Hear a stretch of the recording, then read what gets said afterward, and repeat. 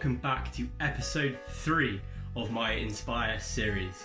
In this episode we'll be talking to Dean Beaver, a head PGA professional in the UK.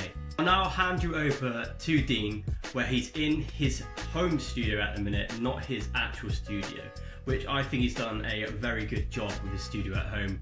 So I'll hand you across to him and let's see if he can help you guys out. Nice. So over the weekend I was approached on Instagram by Nathan's Golf. Lovely chap. Had a good conversation just regarding how I could help out his subscribers. So today I'm going to do a video on some lockdown tips, what you guys can be doing to practice your golf at home whilst we're in lockdown. So for those of you that don't know me, my name's Dean Beaver. I'm the head PGA golf professional at Shore Hill Golf Resort over in Chorley, Lancashire. Lovely golf course, parkland, undulating, really nice, and it's a pleasure to be the head professional over there.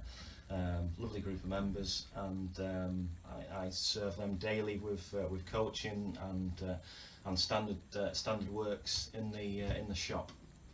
So my brand is Alternative Golf. You can find me on alternativegolf.co.uk and Alternative Golf on Instagram as well. And I also work under the umbrella of Lancashire Golf Academy, which is headed up by Scott Connor, who's the head professional over at Wiltshire Golf Club. So so today I'd like to give you a couple of simple tips with your chipping games. So we can do this anywhere in the back garden, in the house. If you're going to do it in the house, I would recommend some soft golf balls for that.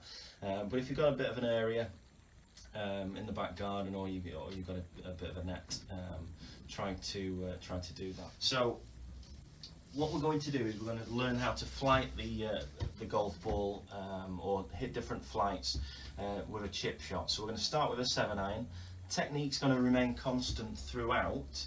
However, we're going to document how high the ball goes. I've got GC2 HMT iPad down so we can see the shots I'm hitting, see the different flights, and I recommend that you sort of work on these, and when you're on the golf course you've got different shots in your armoury to take on different challenges around the golf course. So for instance, if there's no trouble in front of you, you can get it on the deck nice and quick and get it running out by using, say, 6 or 7-iron. If you need to go over bunker, we've got the lob wedge, or a sand wedge if you've not got a lob wedge. And then if we're going to play a sort of shortish chip shot from around the greens out of a little bit of a fluffy lie, we've got our 52, or again you can use a 56, whichever you've got in your bags. But I would recommend really starting to work on different flights and different shots you can hit from around the greens, rather than always reaching for the lob wedge, or solely just hitting an 8 or a 9-iron and just bumping and running it. So here we go.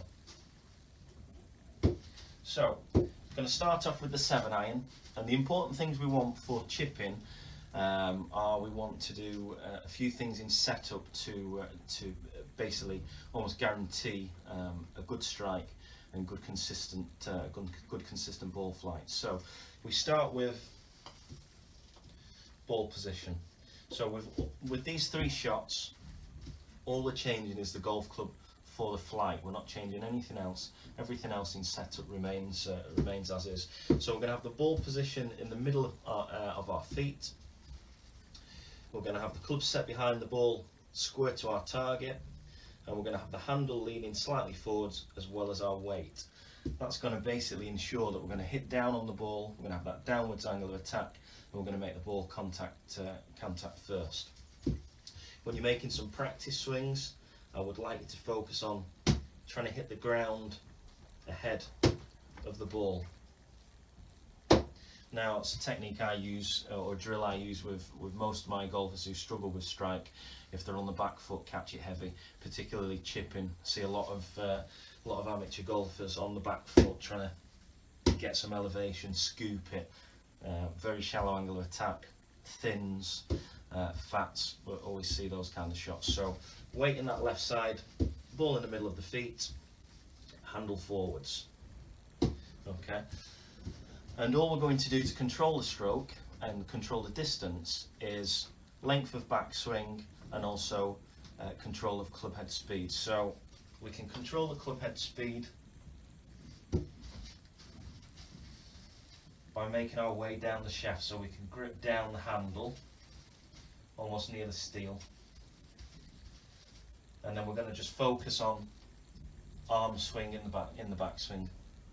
Again, this is another thing I see with a lot of golfers. I see an awful lot of wrist hinge and a long backswing for such a short shot. Now I've got 25 yards in front of me, so I'm going to use my arms to control that distance.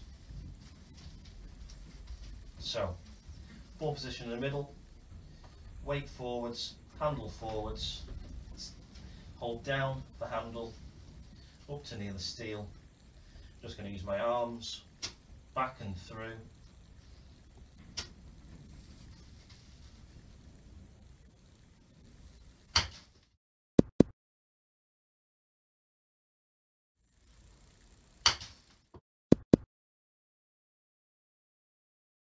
So you can see that ball comes out quite low, comes out running.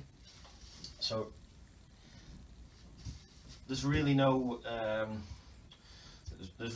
hassle when hitting this shot, as long as there's no bunker or any obstacle that you need to go over. I would recommend this for most of your everyday club golfers who maybe struggle with their chipping around the greens. Get it on the deck as quick as you can, run it out.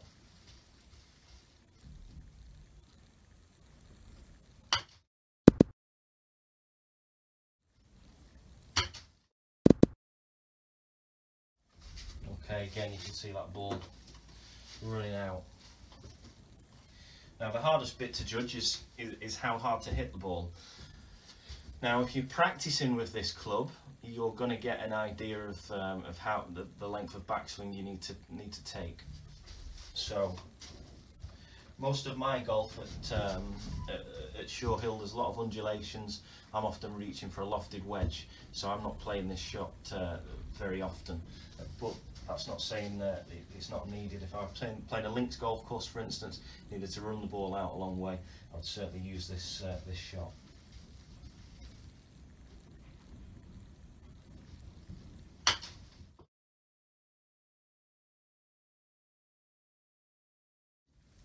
And again, you can see it just runs out nicely.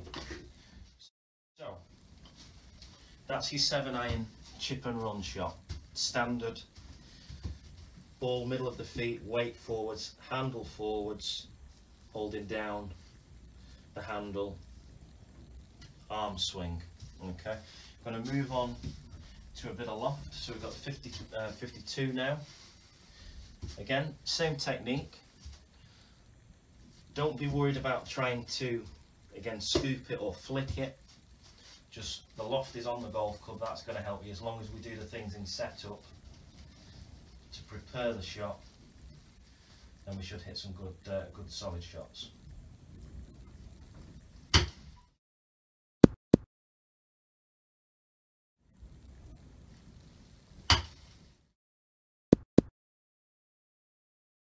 Comes in a little bit higher as soon as it hits the deck, because there's more loft.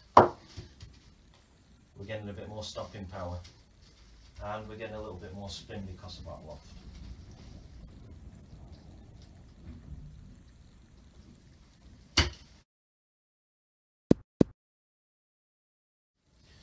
So it's worth noting that I'm not trying to create maximum spin with this club as I've gone up in loft. I'm still playing the chip and run shot, but naturally I'm going to have to carry the ball further as it's going to get, as more loft is coming into the green. It's going to slow down quicker.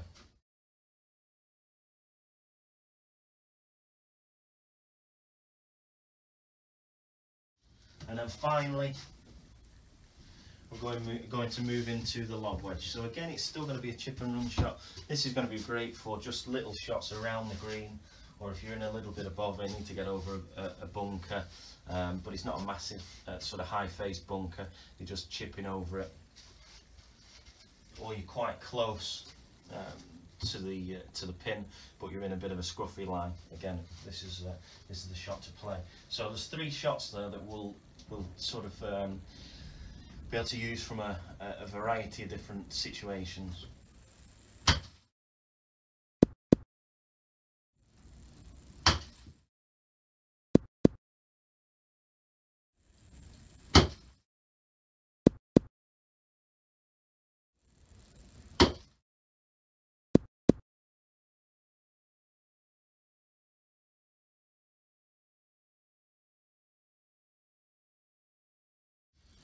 Okay guys, so hopefully that video has been a benefit to you. We talked through standard chip shot, a standard procedure for playing the chip shot, and then we've changed the flights and spin characteristics by just simply changing golf clubs. So we've got the low 7-iron bump and run. You could see from the data how low that was when you compared it to the 52, and then eventually the 60 degree. In my case, I was getting the 60 and the higher loft and the 52 closer than the 7-iron. As mentioned, I would need to do a bit of practice for that. So I wouldn't be caught up in just using one club around the greens. I would be assessing the situations, assessing the lies, assessing the ground that you need to go over, and putting all that into your thought process before you decide to pick what club you're going to choose. So again, hopefully that's been some benefit to you, and you can practice that. One small note I would add on to this: if you are practicing at home, not everybody's got the use of launch monitors, so I record my data with launch monitor. Having said that, you can work on the different flights by just using maybe some bamboo canes, sticking them in the ground at different heights, and trying to get those different visuals from the 7-iron, the wedges, and seeing how high they go. So you can really use that as a visual for when you get on the golf course. You can actually see in your mind's eye the kind of flight you're looking for. If anybody would like to see more of these videos, or anybody has any topics that they'd like to see discussed, please hit up Nathan's Golf or myself, and I'll be happy to produce a video for you. Stay safe during lockdown. Make sure you get some practice in where you can. Look forward to seeing you soon. So yes, some very good tips from Dean there. A few things to keep you going through lockdown. Just because we're in lockdown doesn't mean that we have to stop everything golf related. We can still practice and hone in our skills.